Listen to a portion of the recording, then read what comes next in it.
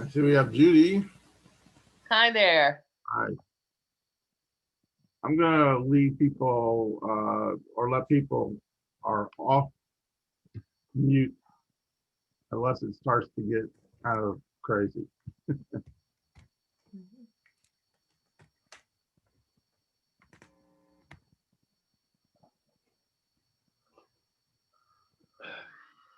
And we have Diane. Okay. Hi, Ross. It's Valerie. Hi, how you doing? Hey. Okay. Get some more people.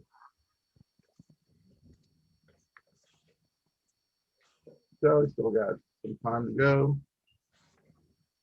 It should be getting 30 or more people. Judy, I have a question for you. Sure. After I was looking at the video, I was trying to remember, where did you find the quotes? Was it in the Elizabeth Varron book, or did you find Elizabeth Van Loo's diary? Her diary, but you gave me a lot of it, whether from her book or her diary. There were various, yeah. So I know it's a combination. I was just thinking about that. I know some of the history, Russ, you came up with on parts that you wrote. Some of it I ran across. A lot of it Diana looked up. Last year it was Anne Griffith had done the history for the earlier play. Yeah. Well, I was trying to refresh my memory on some of the Elizabeth Van Loo stuff, and I was looking through the book, and I was going, now where is that? Where is that passage? So do you have a copy of her diary? Did you? I don't know that I kept everything that I used. I think a lot of it was from the library or. Mm-hmm. Okay. I'll look. I'll see what I have. I'm not sure what I still have. Yeah. Oh, got some more people coming in. Yeah. Yeah. So.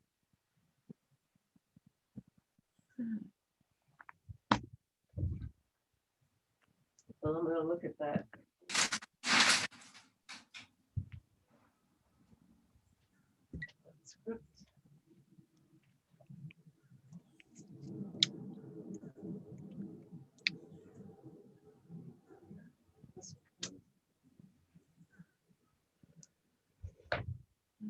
There. Okay.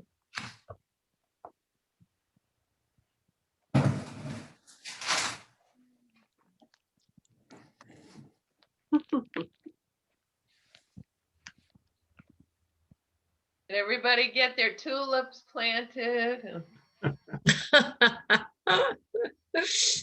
No. No, but I have lots and lots of daffodils that are up. And this year they didn't get snowed out, so happy about that. Yes, nice. All right. Is that Ross right there? Yep. We still need an abolitionist society. Yeah. We're on. Okay, just to let people know, I'm leaving you on unmute. Oh. Unless it starts to become kind of crazy, and then I'm going to mute you. So, Hi, Isaiah.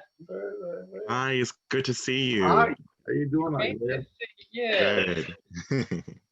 Are you down at AU or are you back here? No, we are all virtual for the most part. So I'm in Pennsylvania. I'm home. Okay. Oh, hi, Isaiah. Hi. So you're in your first year, Isaiah? Sophomore year, wrapping it up now. Oh, okay. Yeah, Congratulations. we're lucky to have him here. It's amazing that you were able to make time for this. That's your mother on in there too, right? Hi, Deborah. She's muted. She's not on with us yet. So. Hey, Gail. Hi. This is Isaiah's mom. Hi to all. Hi. Hey, So, Deborah. Hi. Hi, Great Deborah. you're here. so no,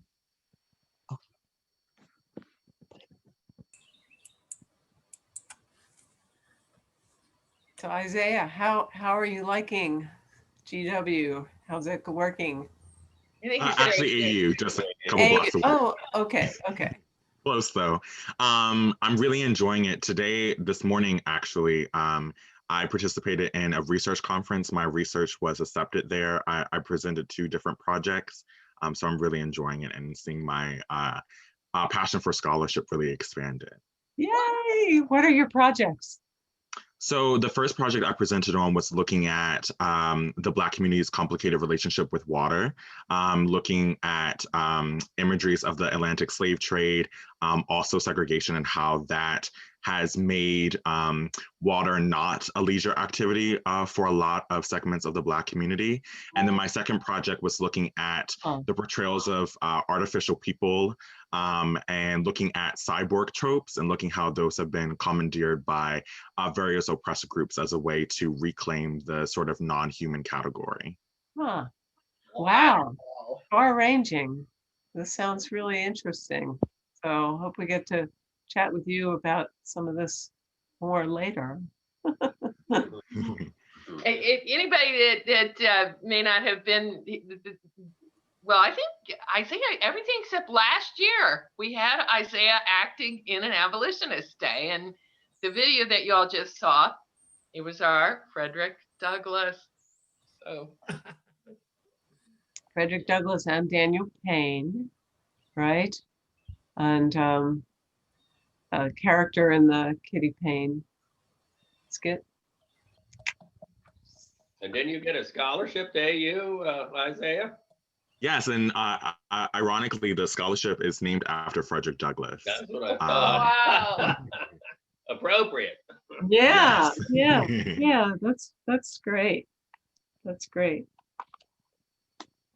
Yep. And Valerie was one of our actresses, and Diane, of course, and Ross, Daddy Stephen, more than one. So Yes, that was a great program last year. And I was thinking it was 2 years ago, but it wasn't. We Oh. slipped in right under the wire. That's Yeah, right. Boy, we were did just talking we about that. ever. hmm, Yep. okay. Yeah. Yeah, you were, remind me your role, Valerie. You were one of the Quaker, no, you were the daughter of. Yeah, I was George's daughter. Yes. Yeah. Hmm. And I love it in the video. My granddaughter and grandson is in the front row, and you can see their reactions, and it's really good. We have to start them young. Nice. Yeah. Okay, well, we are at the 4 o'clock time and we have 14 participants. What I thought I'd do is we had sent out a video for people to view of the last 4 abolitionist days. Now I'm told that maybe some of them didn't get all the way through because perhaps the person who put it together didn't put it together quite right. So anyway, I would like to just to start off with maybe just playing the very last part of that video for you, which is like a 5-minute summary by Scott Hancock, which I think will sort of set the stage for us. So I'm now going to be going to screen share, and if everything goes right, you will be able to, the next thing you'll be hearing is Scott Hancock's summary.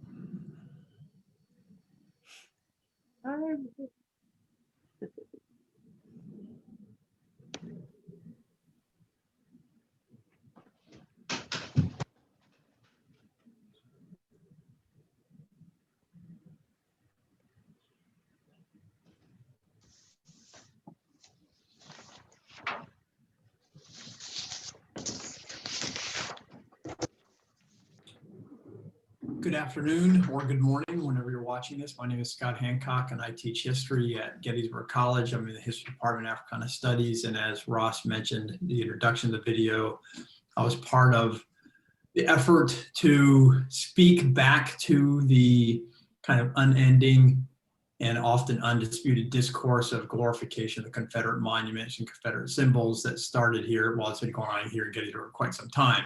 But as Ross mentioned, some of this got its impetus from the March 4, 2016 event when the Sons of Confederate Veterans wanted to celebrate Confederate Flag Day at the Peace Light.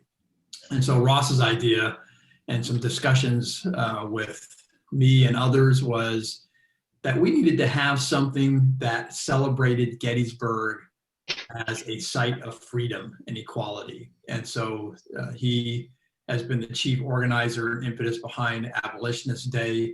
It's a tremendous event. It's the only thing of its kind I'm aware of in Gettysburg that counterbalances in a really effective, organized way the repeated kind of commemorations and glorification and sacralization of the Confederacy.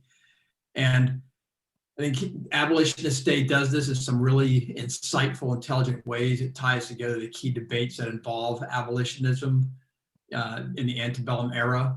It doesn't portray abolition as just a monolithic front, but they get into some of the ways that abolitionists were wrestling with these issues. In the videos that you'll see in past Abolitionist Day, you'll see them connect issues of citizenship that they understood were inseparable from Black freedom and equality, such as Thaddeus Stevens' allegiance to women's suffrage. Excuse me. And they capture the range of involvement really effectively. You've got Black women like Sojourner Truth. That's near the end of the video that I watch. You have Black women, white men. You have young and old speakers. And part of what's really impressive, I think, about Abolitionist Day is they've done the research. And I say this as someone I've gone to Abolitionist Day, I've witnessed much of what they've done, but I'm not a participant in it, so I don't have any investment or bias in that way. But speaking as a historian, I'm really impressed with the level and depth of research, and the level of preparation is really impressive. It's not just simply that they've memorized so much, but the attention to getting so much of the history right, in contrast to what we see when we see the Confederacy glorified here in Gettysburg.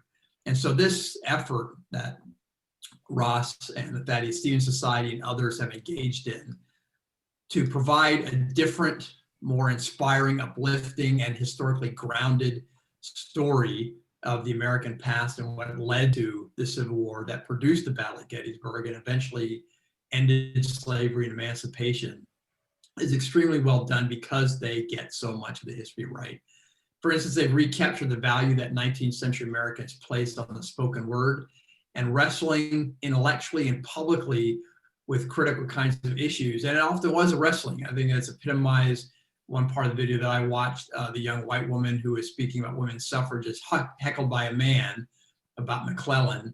I think it's during the 48th minute of the video I watched. And the woman speaker responds, "There is but one speech here tonight and it is mine." You know, that's exactly the kind of thing that frequently happened to Black and female speakers and white men speakers as well.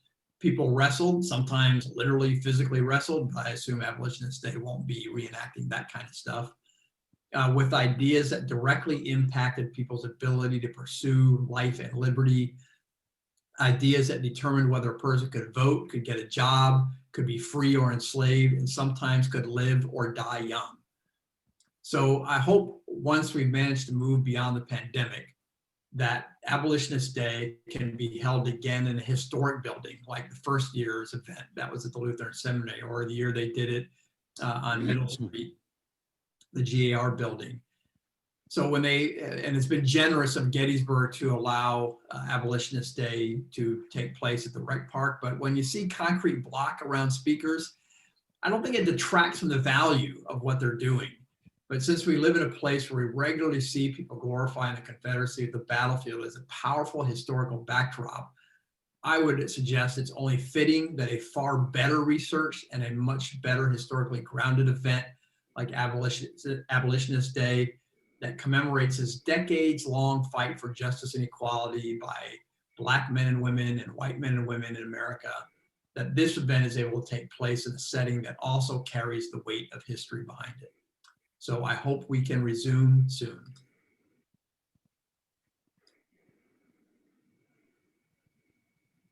Okay, I think that kind of sets the stage for what I want to be talking about. Just a second. Let's see. I'm just trying to see. Okay. Any case, let me see. Keep it here. Okay, well, I'm going to go to the gallery view right now, and I think we can pretty much just chime in. I think everybody's pretty well behaved.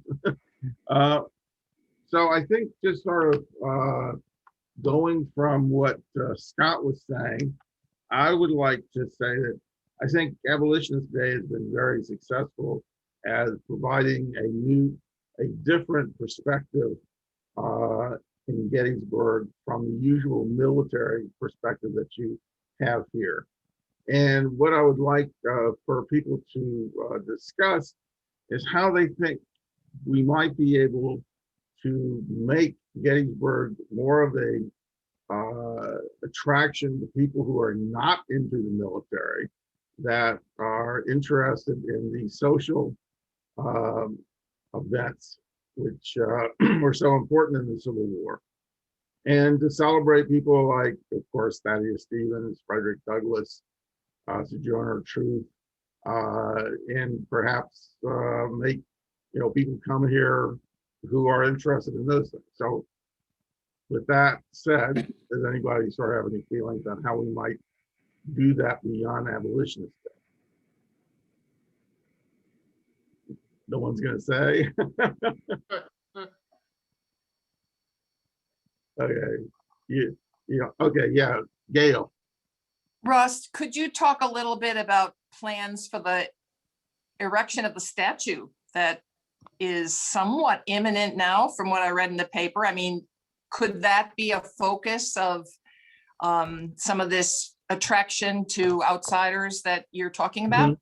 Well, I have a couple ideas, but I wanted to make sure I let people talk before I talk on and on. Okay. But if people want me to talk about the Thaddeus Stevens Society plans, I can go ahead and do that unless other people have something to say first.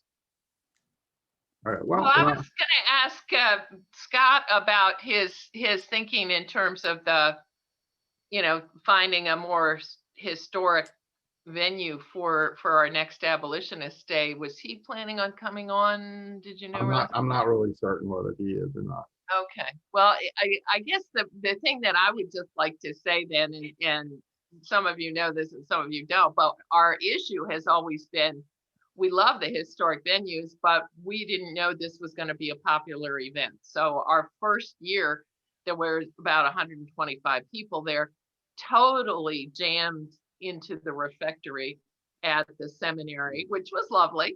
But, we needed something, if we could get it, that wouldn't be quite as tight. And then it turned out the second year, which also was lovely at the GAR Hall, as Scott mentioned, but again, totally jammed in there.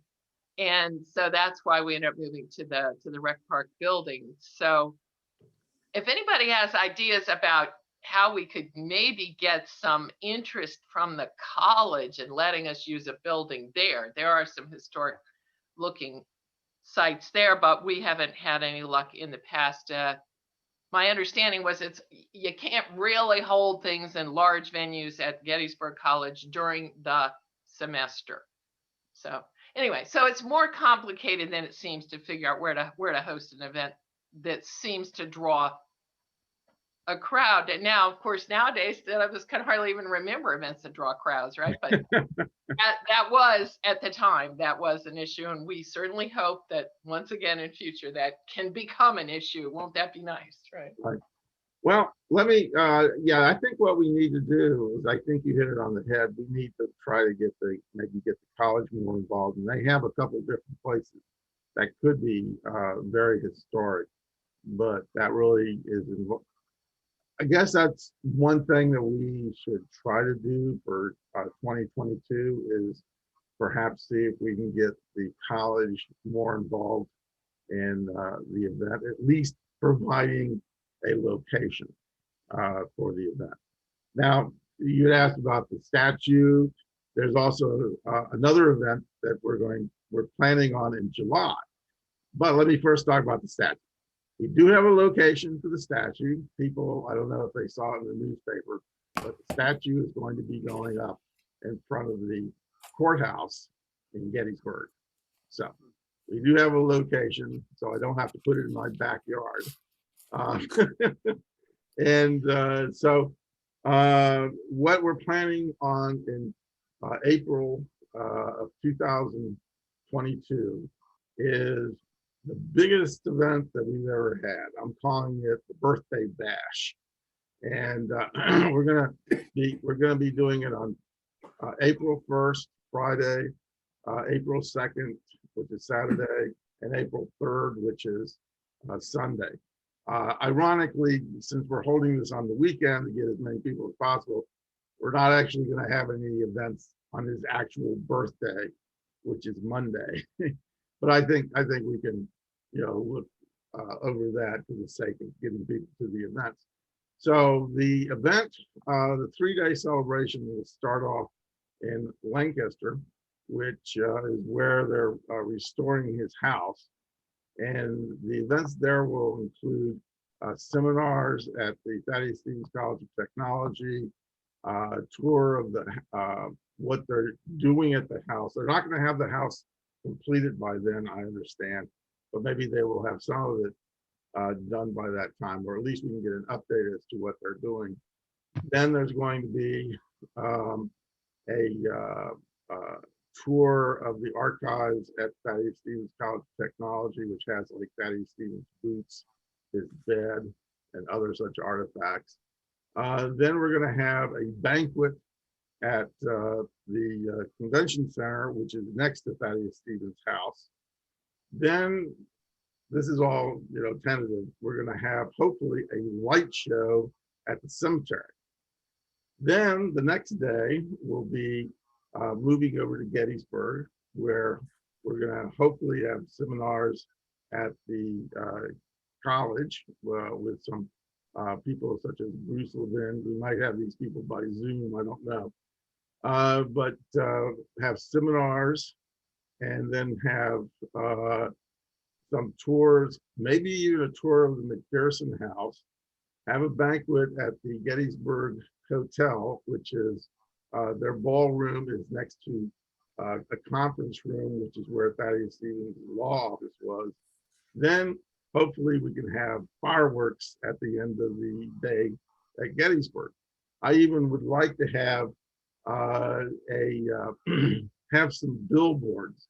And I'm not a big fan of billboards, but in this case, I'll make an exception. Billboards saying "Happy Birthday, Thad" in both Lancaster and Gettysburg. And I'm also going to explore the idea of maybe having some tabloid inserts in the Lancaster newspaper and the Gettysburg newspaper. The final day, Sunday, we're going to be going over to Caledonia. We're going to be hearing from a Rick Klein, who is working on a book about Caledonia Ironworks. And then we're also going to have a brief business meeting for the Thaddeus Stevens Society and a tour of the Caledonia blacksmith shop. Now, one of the things that I'm looking for, a couple of different things, is one, we need to find sponsors for this. I'd like to find businesses or individuals who will foot the bill for things like fireworks, light show, and other things. So if anybody happens to have a couple like $10,000 they can spare, we might be very appreciative of that. We're going to be looking for sponsors during the next year. We're going to be trying to come up, and one of the big things I'd like to have people know about is I'm going to try to put together a package tour where people can pay a lump sum, and they will be they stay at the Marriott Hotel over in Lancaster, at the Gettysburg Hotel, in Gettysburg, and they will be ferried from Lancaster to Gettysburg to Caledonia by bus.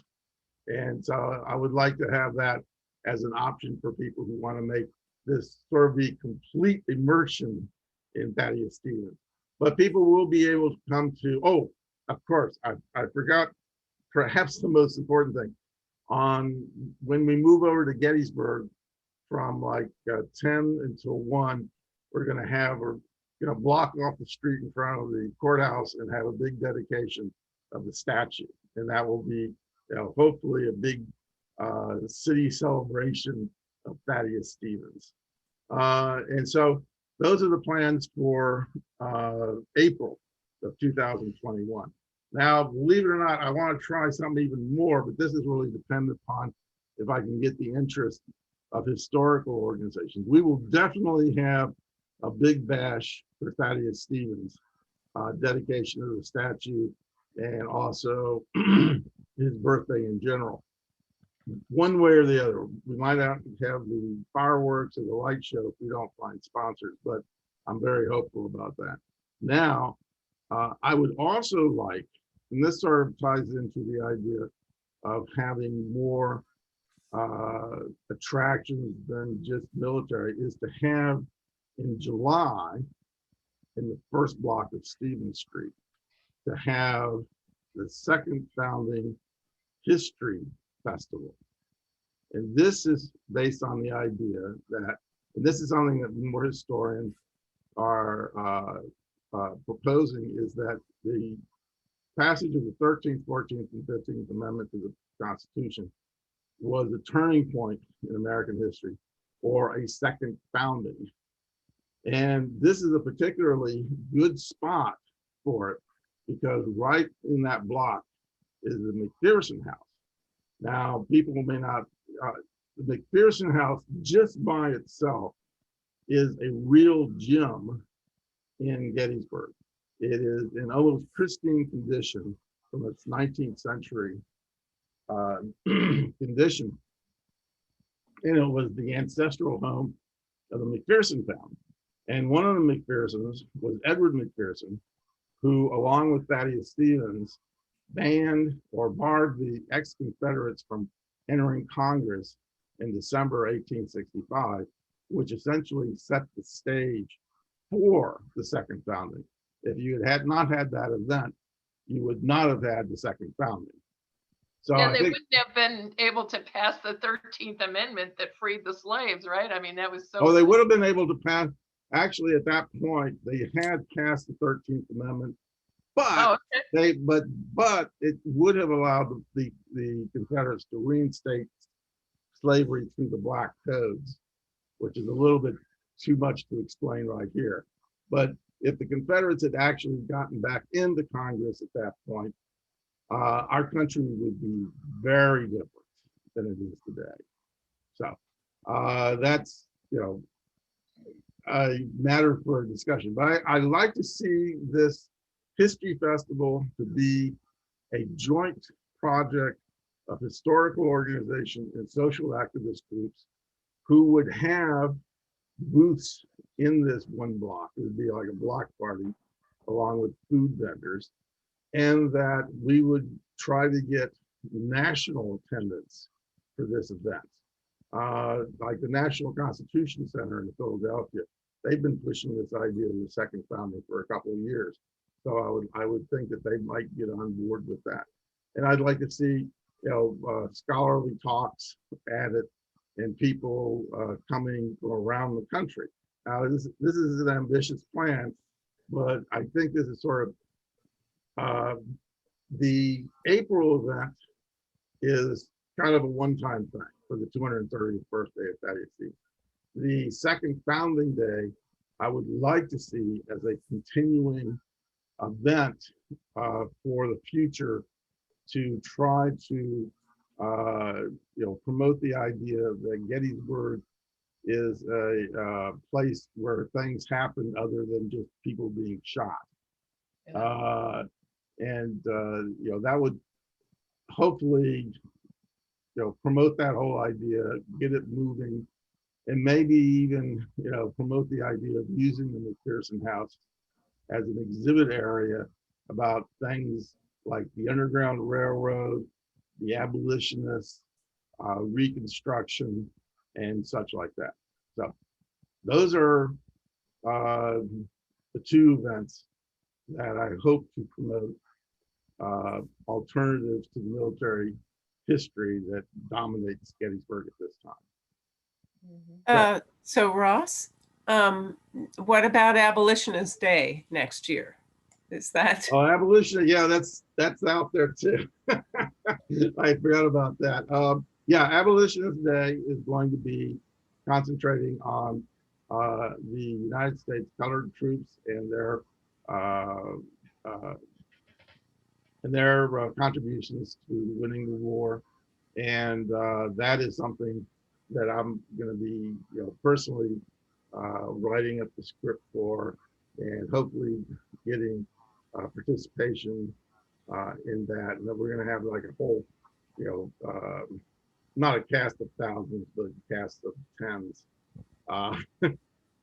participating in that. And right now, I would say that probably I would imagine, unless we get a real change shortly from the college, it'll probably be at the rec park. And I would imagine it's going to be along the same lines as it's been in past years. Well, let me just add, what would you think about moving the date of Abolitionist Day? I mean, next year, it sounds like you have, some big events. Maybe Abolitionist Day could be rolled into one or the other of those next year. But I was thinking, if we had it outdoors, if we went later, in the year, closer to the summer, when the weather's better, I mean, you have a better opportunity to attract tourists, and also, we would just have more space and more options. So I'm just wondering about. I'm glad you brought that up, because that's on my list of things to talk about. The reason we had it in the terrible month of March was because it was a counter to Confederate Flag Day. But it seems we killed Confederate Flag Day, or at least they're not holding it anymore in any sort of prominence like they did in 2016. And so you're right. I think we ought to consider, and I would like to get people's feedback to whether or not we should move it to like April or May. Now, if we moved it to April, it would sort of conflict with the big plans we have for the beginning of April with Thaddeus Stevens' birthday bash. And also, April weather can be pretty unpredictable,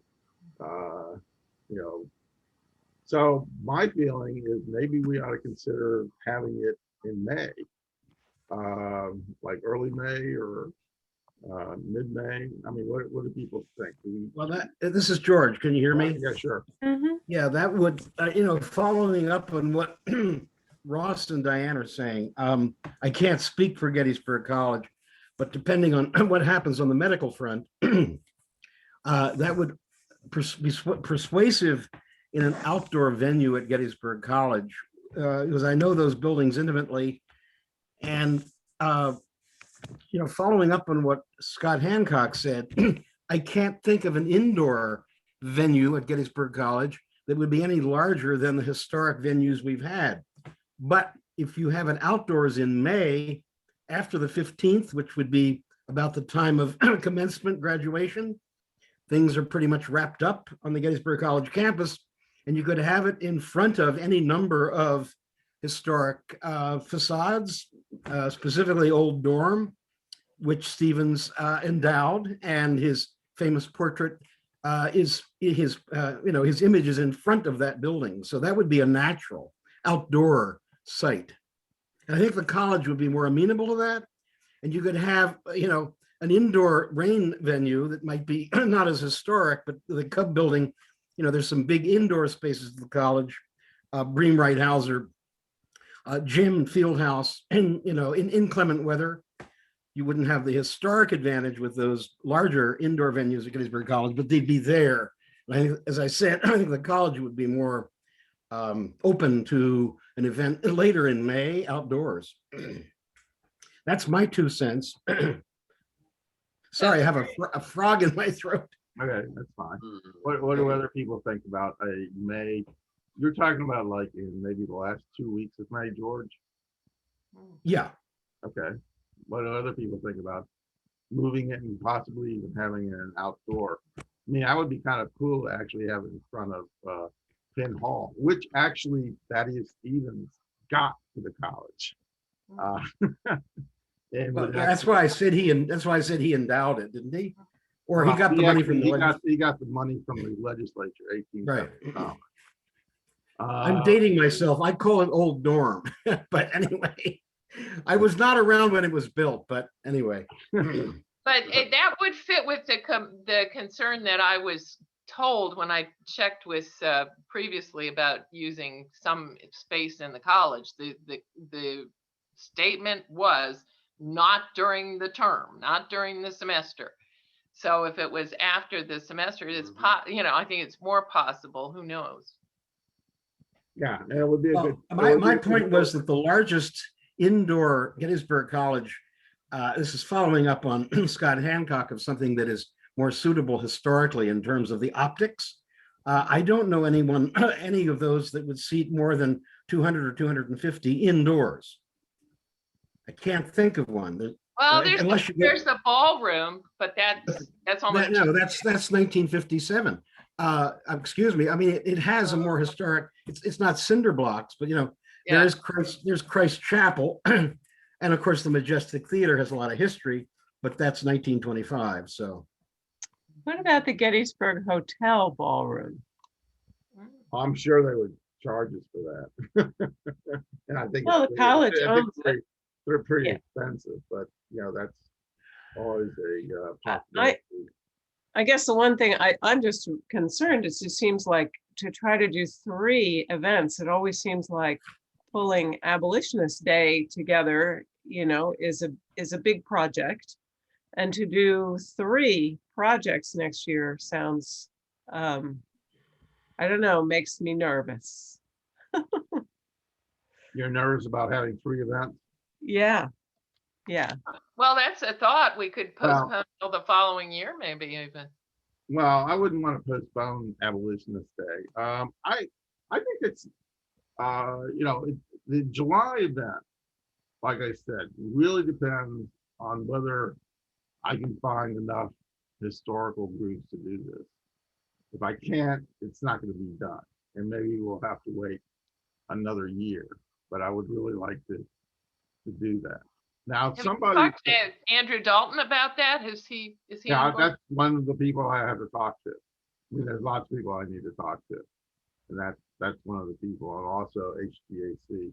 Now, interestingly, I just turned on the chat button, and someone, Janine or Jenny, talked about June 10th event or Juneteenth event. Oh, right. Is Jenny there? Wants to talk about that? I don't have too much to do with the planning, but I know this year they are having the Juneteenth. I'm not sure. Let me check what day it falls on. So I assume they'll do it on a weekend, not actually on Juneteenth. But I think it's going to be on the 19th. Is it? Okay. Yeah, I think so. So that is, and it feels for this year, it works. It's on a Saturday. Next year, I don't know what it'll be next year. Well, if that is, I mean, who is organizing it? Do you know? Her name is Blessing Shahid.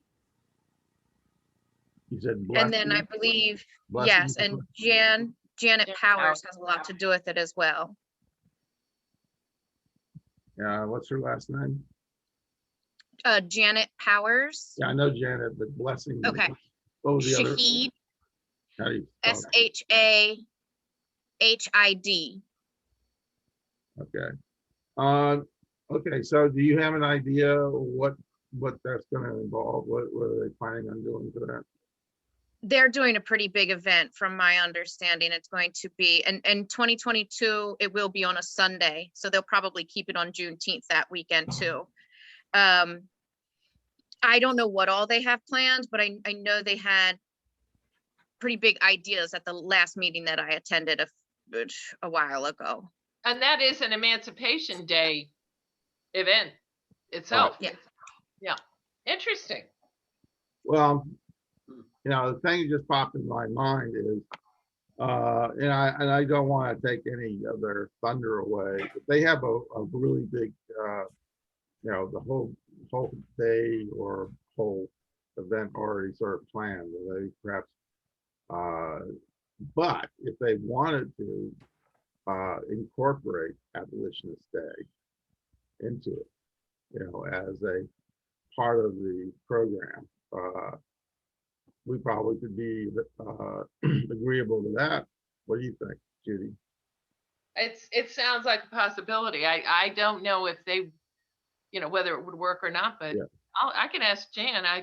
I work with her on other things. We also have a first weekend of June event frequently, but that's the Gun Violence Awareness Day every year. But there's always going to be other things going on around this time. I don't think we can avoid every other thing for an entire month, sort of thing. And I do think that there's an interesting thing that you're talking about, trying to get away from the only thing about Gettysburg is there was this battle. Right. And by doing a focus on the colored troops as one of the abolitionist groups that actually helped by physically freeing people, you are including a military aspect to abolitionism, which is completely appropriate. And I think it also could be, this is where we're acknowledging the military aspect Right. on Abolitionist Sure. Day, and the other events next year of the April and July, if they all both happen, you can focus on the other things, the legislative and so on. So I think that does kind of work. Okay. So everybody sort of agrees that we shouldn't have Abolitionist Day in March, since that's such a unpredictable month. Certainly not outdoors. We tried that. Okay, fine. Well, that's good. I'm glad that there's no March enthusiasts here.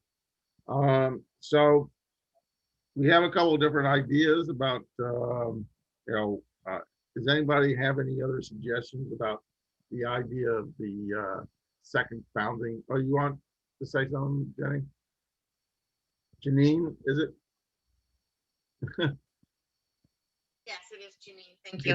Janine. I think pulling the schools into the founding day, I know it's summer, but there's so many different camps for the children. If we can get the children involved, the children make their parents come, and then it can be more involved that way, whether it's in art or poems or anything that involves the kids. The art council, I know they're pretty good with having different camps.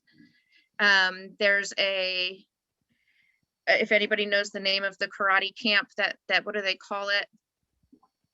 But it's pretty popular. I can't remember the name right now, but I could find out the name and email it to you easily. They're a popular one here in Gettysburg, and same with the Y. The Y has some childcare and camps. That was my thoughts, was just pulling in the kids, getting the arts and the kids into it, since it's not just military. It could spark their interest a little more. Well, that's a good idea. And there's another way we wanted to pull in the schools in terms of Abolitionist Day, like maybe sending scripts from these former events that we've had. We have the plays. Some schools might be interested in putting on a production. I'm sorry, Yeah. Julie. I think Julie had some. Yeah, Julie. Sorry, I'm new to the group, but in response to Janine, your idea about getting kids involved, I think is great. But could you have a contest in the schools before the end of school, and it would be culminated at the event, and then like winners, you could have some kind of prizes or whatever, and I don't know how you could tie it in, but you could actually, when you have when you have them all together at school, maybe have a project. You said like an essay contest? Well, I know I said an art, any kind of art contest or an essay, whatever. Different ages, different things, just a thought. Well, actually, I realize writing essays is sort of a thing of the past, but maybe to get A TikTok challenge. TikTok, yeah, they do TikToks on, but to make the theme, about the second founding or abolition, or make it about, maybe that they have to do some research on abolition. I guess abolition, the second founding is probably not well enough known that they would be able to do the essays, but maybe even broader thing of an essay contest on abolitionism, or about artwork on abolition. Or even the second founding, and then they'd have to learn about it. Yeah. And we could either have that, as part of Juneteenth, or as part of Abolitionist Day in the later part of May, or something like that. I'm wondering if that could get, because they are pushing for Black history in the curriculum all year long, which is a lot with Blessing and Jenny DeMont through Gettysburg Rising. They've been working with Dr. Lay, who is their assistant superintendent. And if they could maybe get that into the curriculum somehow, that might be a good way to get your foot in the door. Okay. Yeah, one of the fascinating things about working on the history, researching in order to produce these scripts, was that, I mean, there were certain abolitionists I know that I had heard of before, and they mostly were people like William Lloyd Garrison, Thaddeus Stevens. And then we kept discovering more and more and more, particularly Black abolitionists. And that was something you had to dig for, because unless it was either Frederick Douglass or, Harriet Tubman, not a lot of history out there. I mean, for instance, the fascinating, and some of the women as well, not well known, like this fascinating group in Richmond that was a spy network, that Diana was in the script for that one, and it's a true story. The owner of the plantation and her mother had freed all of the former slaves, and some of them became educated and went out as spies and did a terrific job of sending information to General Grant and helped win some of the battles because of this spy network. So I mean, it's been fascinating to do the research and find out some of the little reported stories that are, really how this got off the ground. And I do think that the report on the colored troops that Ross is going to do next year is another piece of that. I just didn't realize how many people was that, Ross? That was a large segment of the Union Army, right? 200,000. 200. It's like one of the great. It's kind of an amazing story, because it really wasn't visible to people before the movie Glory, about the Massachusetts 54th. And I'm kind of a history nerd from way back. And I saw that and I said, I haven't ever heard about this before. So then I looked into it, and it was enormous. In fact, Lincoln credits winning the war to the Black troops. And this had just been forgotten.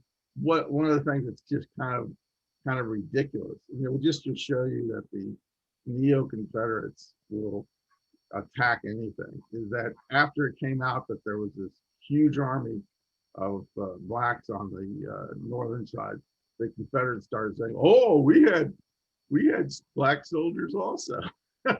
They also happen to be slaves, but it's it's one of the great unsung stories of the Confederate of the Civil War. And who was the senator? Was it Charles Sumner who stated that without this group of women and this enormous job of getting petitions, signing, sure. And also women, thousands, He What said was we it? wouldn't have gotten the 13th Amendment if those women hadn't gone out and gotten it. And this group of women, you know, I didn't never heard of them. I don't think we ever read about them in history. And what was the name of it, Diana? I'm trying to remember the name of that group. It was It's the that National. the Women's National Loyal League. That Okay, was it. and I'm trying to Yeah. remember whether it was 4,000 or 10,000 signatures that they got. Yeah. And Charles Sumner came in with a. No, it was 4,000 women who were going around getting the Uh-huh. signatures. Okay. They got hundreds of thousands of signatures. I mean, and here we don't have it on our history books at all. Yeah, unfortunately, the way the Civil War is kind of taught is that Lincoln fought Robert E. Lee and then was assassinated. That's, I mean, the only two figures seem to be, you know, Abraham Lincoln and Robert E. Lee that they ever talk about. And you can never, you know, if you write a book about Lincoln, it will sell right away. Not the same thing with Thaddeus Stevens, even though he was enormous in, you know, winning the Civil War. But, you know, that's. Diana, you had something else to say too on the research, right? Or Oh, no, I guess I'm interested. I mean, I know that we talked a little bit about, you know, planning for future, but I know that there are people here who don't live in Gettysburg and I'm interested in, you know, what other questions or thoughts that people have about the material or anything. Margaret, you had something to say? Marguerite, you're muted. I'll unmute yourself. If you hold down, yeah, there we go. There she is. Right. Just as an aside, it brought to mind when you said, you know, basically you're on mute. Frederick County now has a new beer coming out called You're on Mute. Well, just a fine dog, you know, it's coming out in May. Oh, okay. Which sort of reminds me of the joke about how modern seances are being held on Zoom where people say, "Are you there, Tom? Come in, Tom." Well, you know, I really hear nothing about what's going on, you know, about Thaddeus Stevens and all, because I think what I want to do is actually, we have a writer that for the Frederick News Post that writes about history. So I'm going to try to get involved with her to try to get more interest from Frederick, because I think that there would be a lot of interest in what's going on in Gettysburg and Lancaster with abolitionism and with Thaddeus Stevens. So that's something, you know, from what something simple I think I could probably do. But that would be great if, you know, if you find that you can get some person interested, you can give them my contact information, and I'll be glad to, you know, fill them in. Did you have something to say, Steve? Steve Livengood, or you just? Ross? Yeah. Uh, I'm typing it out into chat, Ross. It'll come up in the chat in a moment. Oh, okay. You had something to say, Michael? Yeah, I think it's real exciting, this focus on the pivotal role the colored troops play. In the last 2 years, I visited memorials to the role of the colored troops in Boston, New Bedford, Massachusetts, and Washington, D.C. And so I think there's an emerging historiography and focus on that. And this could really jumpstart it if we could galvanize some of the forces and interest already involved in that.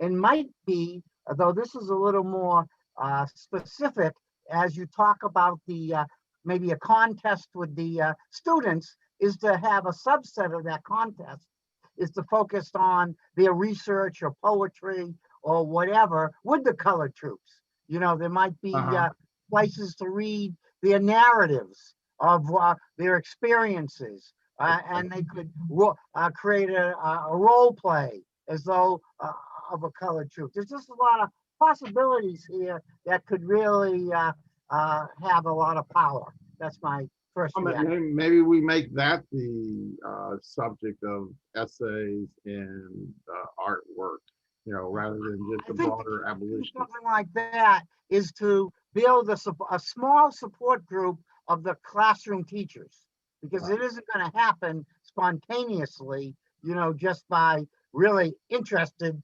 17-year-olds. It has to be built into that. Yeah. I don't know anything about the Pennsylvania state standards or the tests or anything like that. But if you get 2 or 3 teachers who say, aha, you know, they'll be able to get this off the ground. Okay, that's a good idea. Probably have 2 that I can talk to in the Gettysburg School District. If that's some, you know, This is great. Steve's comments in the comment thing says, he says the U.S. Capitol Historic Society should be interested in being a sponsor of the events. Nice. In particular, I guess he just left, but maybe we can. That's a possibility for the second founding history festival, is to get the U.S. Capitol Historical Society involved. And if we have some teachers that you have a contact with, Janine, that would be very helpful. And I don't know the lay of the teacher union land in Pennsylvania, but many teacher unions are getting much more interested in dealing with issues of equity and white supremacy. Maybe they would contribute some funds. Maybe the state association. I'm sure there's a local, you know, union, and even if it's only $500 or $1,000, you know, they you know, might be open to it. The other group nationally that's taken a real interest in these equity issues has been the Unitarian Church. And I don't know if you have one in town or whatever. Unitarians have any money? I always thought they were about. The local one is active. Yeah, they're like the original church mice or something like that. But yeah, Unitarians would be good. I think a lot of organizations are going to be a little hard pressed on, you know, funds right now in the next year, sort of recouping and recovering something. So what about grants? Are there grants that we could look for, considering how popular this is right now? I know there must be something out there to fund it. I don't know much about grants, but just an idea. Yeah, that's always something. It's just a matter. It's a matter of, you know, writing the grants and, you know, researching them and so on and so forth. Yeah, that's a possibility. I'm wondering, Isaiah, whether if you can hear us, or if you're still with us, Isaiah, whether you had any opinions about what the some of the high schools might be interested. I mean, you're 3 years out of from there, but you're a lot closer to it than most of us. Do you think there might be sort of a project that might be able to fly in a high school setting? Yes, I think incorporating the high school level would definitely be a great idea. And I really love the ideas about having some type of essay or poetry type of event. And I think that we're seeing a renewed push, especially because of the summer, to sort of propound this type of history of the colored troop. So I definitely think that, your way in, though, to the high schools, that some high schools may have pushback because of administration and also just bandwidth. And so, but every single high school pretty much has like a diversity club or organization or affinity groups, and that may be a great way in terms of, and working with specific advisors or counselors who will be able to push that message forward. Yeah. If you know anybody from, you know, your previous high school that would be a good contact person, you know, let us know. Yes. After, you know, and a couple of names. We would like to do that. A thought that I have is here in Frederick County, with Martin Luther King, we always have a day, you know, through the schools, and they have the youth choirs, and it brings in a lot of people because you have the parents and all the brothers and sisters and aunts and grandparents. But you know, I think it would be meaningful, perhaps, with some of the events that we would have, for the celebration of the 230th birthday, not to mention other events, to have children's choirs. Yeah. Or that, what about the Gettysburg Theater, the Gettysburg Community Theater, and pull in Chad Allen Carr. He is running for mayor as well, but he runs the theater there. Okay. Some sort It's of possible. I've worked with him, but he has not been, he hasn't really gotten involved in this particular project before, but that doesn't mean he might not in future. After last summer, he was really involved over the summer with the positive protests and stuff like that. This might be something that is more positive that he could focus on. You know what I mean? Because with running for mayor, I think he has to be careful when he steps in. But I think that this would be a positive step, so he might be interested. Ross, I think also your focus on the second founding could strike a nerve with the historian Eric Foner, who just wrote a book with that exact same title and analysis. And I think he would like, probably, though I don't have any personal contact, this would be a real opportunity to institutionalize the historical memory of that beyond just writing a book. So I don't know if you're in connection with him, or I might know someone who might be able to, and I don't know how, to what extent you would like to add to making this have some impact. Eric Bonner is one of my heroes, and I actually have a photo of him with me. So, but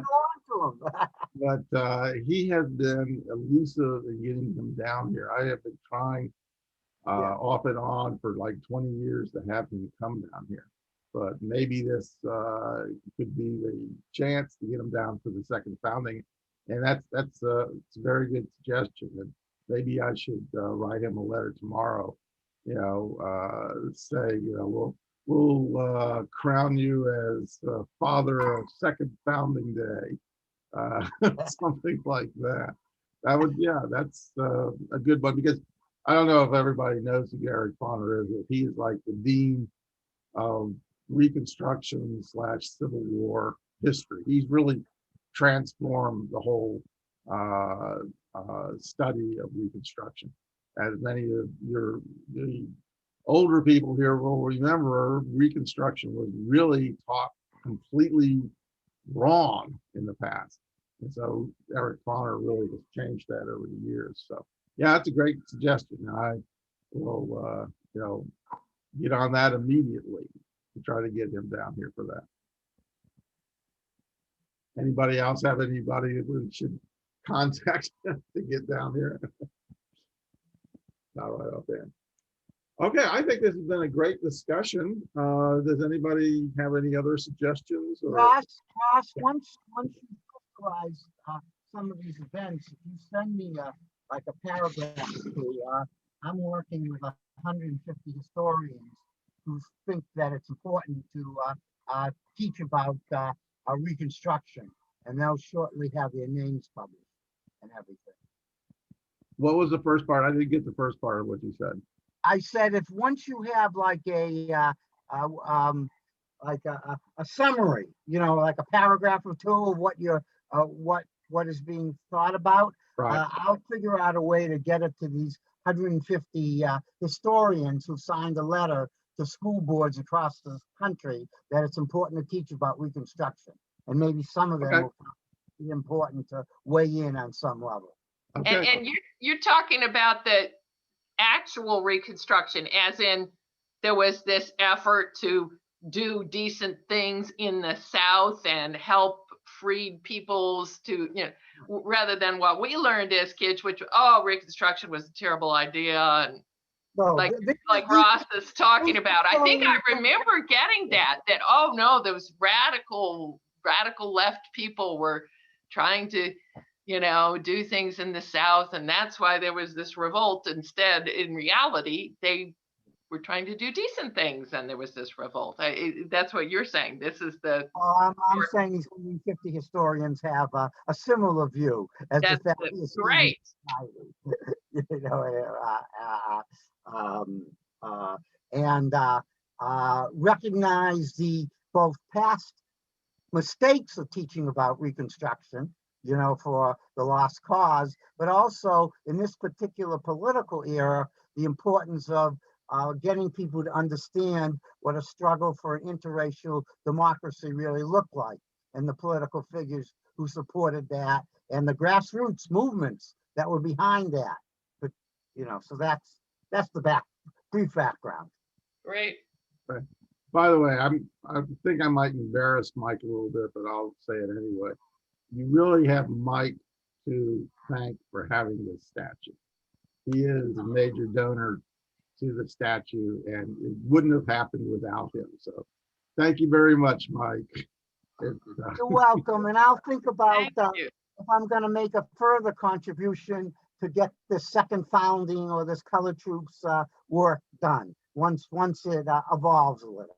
I can't really tell. So I wonder, Michael, if it would be helpful to you to have some of our past literature from our other abolitionist days. Judy has, was primarily responsible for putting together some really excellent programs, and with descriptions of each of the characters and the the historical background and stuff. It's not listening. It sounds like there was fairly deep research done in order to put this forward. Yeah, well, I think, for, so here's this just what our program looked like. There you have it, right in front. Found it in about 10 seconds. Huh? I just had it. I had it here. I had my Abolitionist Day stuff here, but we can put together a packet for you and send it for to anybody else. But okay. that would be great. Ross has all my contact information. Okay. Great. So just a comment, on the research and about, I think what this Abolitionist Day experience has been for me, and I hope, for other people attending, is, as Judy was saying, learning an awful lot about a lot of other people and things that we hadn't known about, that were not ever, particularly taught or covered. And coming to see, as Scott Hancock said, that this social movement, abolitionism, it encompassed an awful lot of different kinds of efforts. It wasn't just, certain people speaking. We also incorporated the idea of the Underground Railroad, people who freed themselves by all kinds of ingenious sorts of ways, but people who wrote, and large organizations, anti-slavery organizations, who had to contend with fugitive slaves who needed places to go, and had to do programs to raise funds and things like that. So I think it's been, so I just hope that some of that, as people come to the different Abolitionist Day events, start to get that feel for how any social movement really involves these many different efforts. A friend of mine has written a play called A Moment in Time around putting together these historical characters of 1869, including Frederick Douglass, head of a labor union. I think the woman's name was Harper, Sojourner Truth, and I've seen it performed in Baltimore. And I think if things develop here, I could probably arrange for it to fit into Abolitionist Day, after you vet it and, see if it makes sense. These were done by professional actors in Baltimore. And I think the producer and the writer would be open to this. Great. Okay. I think one of the challenges to have real impact is how the Thaddeus Stevens Society and Abolitionist Day can get into the nearby cities to entice people to participate and attend. You know, Washington, Baltimore, Philadelphia. I think they're all within a few hours drive, so that the great work you're doing can percolate beyond a localist view, because this really has national impact. Right. So I don't know the answer to that, but Well, I think you hit on a good point. I think, you know, like Abolitionist Day has been pretty much just a local thing here so far. But what I think we can get more support if and more ideas on how to expand it, if maybe we get the tourism community in Gettysburg on board, seeing this as a way of making money, you know, because, you know, they always want more people coming here, and we will give them a way of bringing people who are there, not their traditional tourists, people who, you know, are interested in the social movements rather than just in the military aspects of the war. So that's one of my. Maybe someone from the Tourism Bureau can coin a good slogan that captures what you just said. You know, not real long, but captures to attract these people, a new way of tourism in Gettysburg. But more precise, you know, I don't know what that would be. But. Gettysburg, in not Gettysburg, the battle. You know? in Gettysburg, we no longer use the dreaded a T word. We've replaced it with HHFVs, family friendly history heritage visitors. Because we're not just another tourist town. You know, no, we're no longer a tourist trap. We're a FFHV. Was I the only person who noticed in the newspaper the other day that the new owners of the newly renovated James Geddes Hotel in Gettysburg, next door to Thaddeus's house, now called the Union Hotel, has named two of their suites, one after Thaddeus Stevens and the other after Lydia Hamilton Smith, and some other local heroes and heroines, several of whose names I'd never even heard. Non-military people. Check it out. It's on the front page of, what was it, Ross? Gettysburg Times. Yeah, day before yesterday. Yeah. I think our organization or a group should congratulate that couple for making that step in the non-militarist direction. Sure. Janine, if you're looking for local Black history, I have been working on a column or a article called The Black Influence, and it comes out in the Gettysburg Connection. So far there's two parts to it, and there's a lot of names of local people that are just not as known. So that's something you could look into. So this is the Gettysburg Connection. It is an online media platform. Online newspaper, okay. And have you published that, or is that going to be published? It has been. The first two parts have been published. Oh, okay. Okay. Well, unless somebody else has something to say. Well, Happy Abolitionist Day, everybody. Thank you. You too, Judy. Okay. Thank you. Next year, you know, one way or the other, we'll have Abolitionist Day, which is actually also quite a nice community event with food and fellowship and all that sort of good stuff. So next year, you know, now that we're getting out of this pandemic, we'll be able to have the real thing, so to say. So thank you all for coming. Great to see everybody. Okay. Bye. Bye-bye.